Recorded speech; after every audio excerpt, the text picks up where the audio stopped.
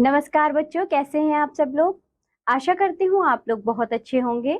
मैं हूँ आपकी हिंदी व्याकरण की अध्यापिका। तो बच्चों, आज हम पढ़ेंगे पाठ नंबर 6, जिसका नाम है समास यानी कि कंपाउंड। इससे पिछले पाठ में बच्चों हमने क्या पढ़ा था? हमने संधि पढ़ी थी, जिसमें हमने जाना था कि दो वर्णों के मेल से जो विकार उत्पन्न होता है उसे संधि कहते हैं और शब्द में भी परिवर्तन आता है। बच्चों, इसी के साथ आज हम जो समास पढ़ने जा रहे हैं, इसमें दो शब्दों का मेल होता है और हमारा नया शब्द बनता है, यानी कि शब्द संक्षिप्त रूप में बनता है। जो दो चार शब्दों में जो वाक्यांश रहता है उसे मिलाकर एक शब्द के रूप में समास हो जाता है। आइए इसे पढ़ते हैं, तब हमें अच्छे से समझ में आएगा। यहाँ देखिए सभी, समास यानी कि कंपाउंड प्रायः किसी बात को अनेक शब्दों में कहने के बजाय उसे छोटा कर दिया जाता है। जैसे आदर के साथ तो हम कहेंगे बच्चों सादर, सत्य के लिए आग्रह तो हम कहेंगे सत्याग्रह, शक्ति के अनुसार तो हम कहेंगे यथाशक्ति, नीली है जो गाय यानी कि नील गाय। उपर्युक्त शब्दों के बड़े रूप को संक्षिप्त रूप दे दिया गया है, जैसे सादर, यथाशक्ति, सत्याग्रह, नील गाय। इस प्रकार की शब्द रचना को समास कहते हैं। तो बच्चों, इसकी परिभाषा देखिए, दो अथवा दो से अधिक शब्दों को मिलाकर एक नया यौगिक शब्द बनाने को समास कहते हैं। समास में दो संबंध शब्दों को पास पास लाया जाता है। समास में ध्वनियों का नहीं, शब्दों का मेल होता है। तो बच्चों, समास में किसका मेल होता है? शब्दों का मेल होता है। सबसे पहले जानिए कि समस्त पद क्या होता है। समस्त पद, समास युक्त पद को समस्त पद कहते हैं। समस्त पद को समास करते समय उसके बीच से विभक्ति हटा देते हैं। विभक्ति रहित शब्द को मिला देने से समस्त पद बनता है।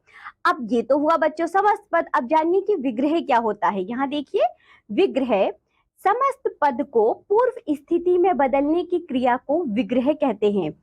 विग्रह करने पर समस्त पद के दो पद बनते हैं। पहला होता है पूर्व पद और दूसरा कहलाता है उत्तर पद। उदाहरण देखिए जरा बच्चों, हमारे पास समस्त पद के रूप में है युद्ध भूमि, तो इसका पूर्व पद होगा युद्ध और उत्तर पद कहलाएगा भूमि। इसी तरह नर नारी, जिसमें पूर्व पद होगा नर और उत्तर पद होगा नारी। भर पेट, तो बच्चों भर होगा पूर्व पद और पेट होगा उत्तर पद। इसी तरह स्वर्गगत, जिसमें कि स्वर्ग हमारा पूर्व पद और गत हमारा उत्तर पद है। प्रतिदिन में भी इसी तरह बच्चों, और रसोई घर में भी। अब देखिए बच्चों, ये तो हुआ समास। अब संधि एवं समास में अंतर क्या होता है? यहाँ देखिए सभी, संधि दो वर्णों का मेल होती है, जैसा कि हमने पिछले पाठ में पढ़ा भी था। जबकि समास दो या दो से अधिक पदों का मेल होता है। उदाहरण से समझते हैं। संधि देखिए बच्चों, पहले महा जमा इंद्र, महेंद्र हुआ, तो इसमें किसका मेल हुआ? आ जमा ई का मेल हुआ, जो कि ए के रूप में आया। समास देखो, राजा का पुत्र, तो बच्चों यह राजपुत्र हुआ। राम और लक्ष्मण, ये राम लक्ष्मण हुआ, तो बच्चों यह समास कहलाता है। संधि होते समय एक या दो वर्णों में विकार होता है तथा समास दो या अधिक शब्द मिलकर एक नया शब्द बनाते हैं। ये तो हुआ बच्चों समास, और हमने ये भी जाना कि संधि और समास में क्या अंतर होता है। अब हम पढ़ेंगे समास के भेद। बच्चों, आप लोगों को पद भी पता चल गए। समास में एक समस्त पद होता है। समस्त पद में पहला पद हमारा पूर्व पद कहलाता है और दूसरा पद हमारा उत्तर पद कहलाता है। आइए इसे इसके भेदों में पढ़ेंगे। पहला देखो बच्चों, समास के भेद, काइंड्स ऑफ कंपाउंड्स। समास के भेद तथा उपभेद मिलाकर 6 प्रकार के होते हैं। अव्ययी भाव समास, तत्पुरुष समास, कर्मधारय समास, द्विगु समास, द्वंद्व समास और बहुव्रीहि समास। चलिए बच्चों, इन्हें एक एक करके पढ़ते हैं। सबसे पहले देखिए आप लोग, अव्ययी भाव समास। तो बच्चों, अव्ययी तो आप लोगों को पता है क्या होता है। जिसमें कोई विकार उत्पन्न ना हो उसे अव्ययी कहते हैं। जिस समस्त पद का पूर्व पद, अब आप लोग ध्यान दीजिए, पूर्व पद प्रधान होता है तथा उसके योग से समस्त पद भी अव्ययी बन जाए, तो वह अव्ययी भाव समास कहलाता है। जैसे आजन्म, आजीवन, यथाशक्ति आदि। कुछ अन्य उदाहरण देखिए जरा। बच्चों प्रतिदिन यदि हम इसका विग्रह करेंगे तो दिन भर, इसी तरह यथा समय विग्रह करेंगे तो ठीक समय पर। कुछ और उदाहरण देखो बच्चों, आजन्म यानी कि जन्म भर, सादर यानी कि आदर रहित, भरपूर पूरा भरा हुआ, बेचैन बिना चैन के। जब एक शब्द की दो बार आवृत्ति होती है उससे जो अव्यय बनते हैं उन्हें ही अव्ययी भाव समास कहा जाता है। जैसे रातों रात, तो बच्चों रात रात में, बातों बात यानी कि बात बात में, कानों कान यानी कि कान ही कान में, हाथों हाथ यानी कि हाथ ही हाथ में। तो बच्चों ये तो था हमारा अव्ययी भाव समास। आइए अब आगे बढ़ते हैं, हम पढ़ेंगे समास का दूसरा भेद जिसका नाम है तत्पुरुष समास। तो सभी बच्चे इधर देखिए, जिस समास में दूसरा पद प्रधान होता है, बच्चों अव्ययी भाव में पहला पद प्रधान था, अब हमारा दूसरा पद प्रधान होगा, उसे तत्पुरुष समास कहते हैं। इस समास में पहला पद विशेष्य होता है। इस समास में पहले पद के विभक्ति चिन्ह हटा दिए जाते हैं अर्थात उनका लोप हो जाता है। जैसे संसद का भवन यानी कि संसद भवन, यहाँ पहले पद संसद की विभक्ति चिन्ह का लोप हो गया है, तो बच्चों का हट गया। यहाँ पर तत्पुरुष समास के 6 प्रकार होते हैं। ये प्रकार 6 कारकों की विभक्ति के अनुसार होते हैं। तत्पुरुष समास में जिस कारक के विभक्ति चिन्ह का लोप होता है उसी के अनुसार उसका नाम पड़ जाता है। जैसे बच्चों एक एक करके हम इसे पढ़ते हैं। सबसे पहले देखिए कर्म तत्पुरुष। तो बच्चों जो कर्म है, कर्म का विभक्ति चिन्ह क्या क्या होते हैं, का की के ये होते हैं, तो का को का लोप हो जाता है। एक बात और ध्यान रखिए बच्चों, जो तत्पुरुष समास होते हैं उसमें छह ही कारकों को हम पढ़ते हैं, जिसमें से कर्ता और संबोधन को हम नहीं पढ़ते हैं, जिसमें तत्पुरुष समास में। आगे एक बात और देखिए बच्चों, जैसे कि कर्म तत्पुरुष है, इसमें का को का लोप हो जाता है। एक उदाहरण से समझिए, नरभक्षी। अब इसका विग्रह कीजिए जरा, नर का भक्षी। तो बच्चों जब हमने इसका समास किया था तो नरभक्षी हुआ था, का लोप हो गया था। इसी तरह यश प्राप्त, यश को प्राप्त, तो यहाँ पर बच्चों को का लोप हो गया था। इसी तरह देखो बच्चों करण तत्पुरुष, करण विभक्ति का चिन्ह क्या है बच्चों, से और के द्वारा, तो इसका लोप होता है। जैसे कि रेखांकित, रेखा से अंकित, हस्तलिखित हाथ के द्वारा लिखित। अब देखो बच्चों संप्रदान तत्पुरुष, इसमें के लिए का लोप होता है। सत्याग्रह, सत्य के लिए आग्रह, आराम कुर्सी, आराम के लिए कुर्सी। अब देखो बच्चों अपादान तत्पुरुष यानी कि से अलग होने के अर्थ में का लोप होता है। गुणहीन, गुणों से हीन, पथ भ्रष्ट, पथ से भ्रष्ट। संबंध तत्पुरुष जैसे कि बच्चों का की के इसका लोप होता है। सेनापति, सेना का पति, अमृत धारा, अमृत की धारा, दीनानाथ, दीनों के नाथ। आगे बढ़ते हैं, यहाँ देखो बच्चों अधिकरण तत्पुरुष, इसमें में और पर का लोप होता है। कार्य कुशल, कार्य में कुशल, घुड़सवार, घोड़े पर सवार। तो बच्चों ये कहलाते हैं हमारे तत्पुरुष समास। आइए अब हम पढ़ेंगे समास का तीसरा भेद जिसका नाम है कर्मधारय समास। इधर देखिए सभी बच्चे, इसमें क्या होता है, जिस समास का पूर्व पद विशेषण और उत्तर पद विशेष्य हो उसे कर्मधारय समास कहते हैं। जैसे लाल गुलाब, ये तो हुआ बच्चों हमारा समस्त पद। अब हम इसका विग्रह करेंगे, यानी कि लाल है जो गुलाब, तो लाल बच्चों हमारा विशेषण हुआ, गुलाब हमारा विशेष्य हुआ। इसी तरह महाराजा, तो बच्चों महाराजा जब समस्त पद है तो इसका पूर्व पद महान हुआ और इसका उत्तर पद राजा हुआ, महान है जो राजा। तो बच्चों आप देख रहे हैं इसमें विशेषण और विशेष्य का संबंध होता है। इसी तरह नील गाय, नीली है जो गाय, अंधकूप, अंधा है जो कूप। तो बच्चों ये था हमारा कर्मधारय समास जिसमें विशेषण और विशेष्य का संबंध होता है। आइए अब आगे बढ़ते हैं, हम पढ़ेंगे समास का चौथा भेद जिसका नाम है द्विगु समास। द्विगु समास में पूर्व पद संख्यावाचक होता है जो किसी समूह का बोध कराता है। जैसे सप्ताह, तो बच्चों 7 दिनों का समूह, उसी को हम सप्ताह कहते हैं।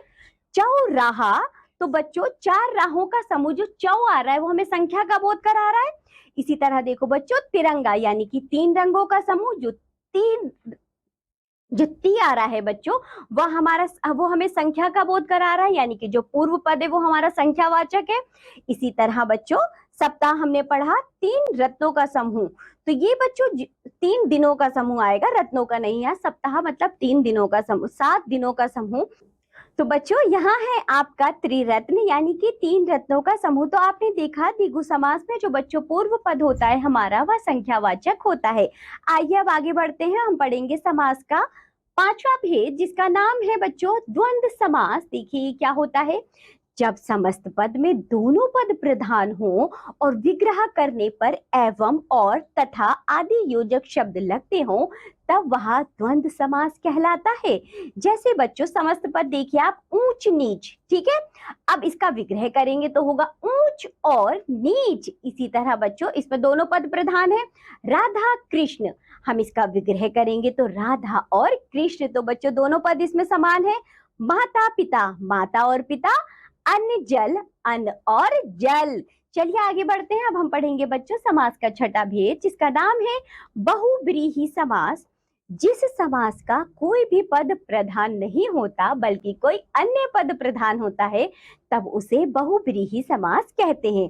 जैसे कि बच्चों नीलकंठ, नीला है कंठ जिसका, नीला है जिसका कंठ अर्थात कौन हुआ बच्चों, शिव की बात हो रही है। यहाँ ना तो बच्चों पूर्व पद प्रधान है ना ही द्वितीय पद यानी कि उत्तर पद प्रधान है, यहाँ तो बच्चों कोई अन्य पद ही प्रधान है, इसलिए इसको बहुव्रीहि समास कहते हैं। दशानन, 10 है आनन यानी कि मुख जिसके अर्थात कौन, रावण।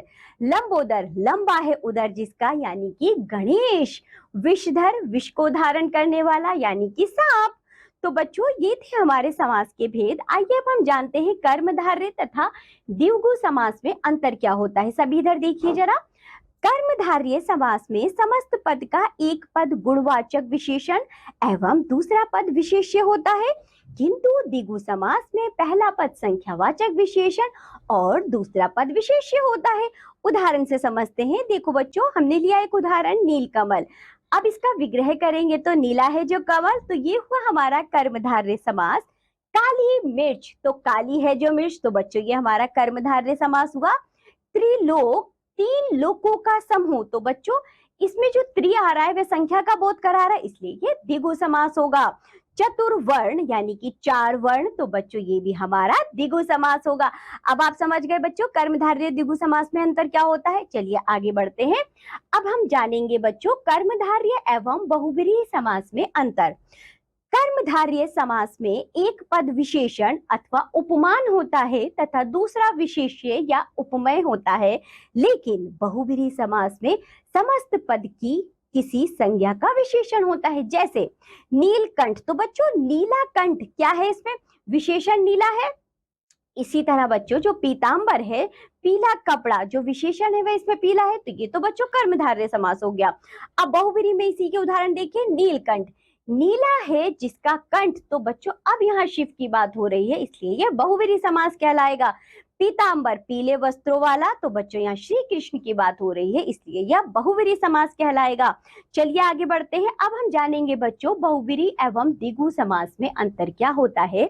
बहुव्रीहि समास में संपूर्ण सामासिक पद ही विशेषण का कार्य करता है, जैसे त्रिफला, 3 फलों वाला, लेकिन द्विगु समास में समस्त पद का प्रथम पद संख्यावाचक विशेषण होता है तथा दूसरा पद उसका विशेष्य होता है। जैसे बच्चों बहुव्रीहि समास का उदाहरण देखिए, समस्त पद है हमारे पास पंचरत्न, हम विग्रह करेंगे तो 5 रत्नों वाला। अब इसी पंचरत्न का द्विगु समास में यदि हम बच्चों विग्रह करेंगे तो होगा 5 रत्नों वाला समूह, तो बच्चों अब यहाँ ये द्विगु समास में गिना जाएगा। इसी तरह त्रिफला, हमने विग्रह करा 3 फलों वाला, तो ये हो गया बच्चों बहुव्रीहि। त्रिफला, 3 फलों का समूह, तो बच्चों यहाँ द्विगु समास हो जाएगा। तो चलिए इसी के साथ ये पाठ होता है यहाँ समास, इसी के साथ ये पाठ होता है यहाँ समाप्त। आज हमने पढ़े हैं बच्चों समास, हमने जाना कि समास क्या होते हैं, समास की हमें आवश्यकता क्यों पड़ती है, साथ ही बच्चों समास के भेद भी पढ़े हमने और बहुव्रीहि कर्मधारय द्विगु समास में अंतर भी जाना, साथ ही साथ हमने ये भी जाना बच्चों संधि और समास में क्या अंतर होता है। तो बच्चा जो भी पढ़ाया गया है आप लोग उसका अच्छे से अभ्यास करिए, इस वीडियो को दोबारा से देखिए। अब हम मिलेंगे आपसे अगली कक्षा में, तब तक के लिए बाय बच्चों।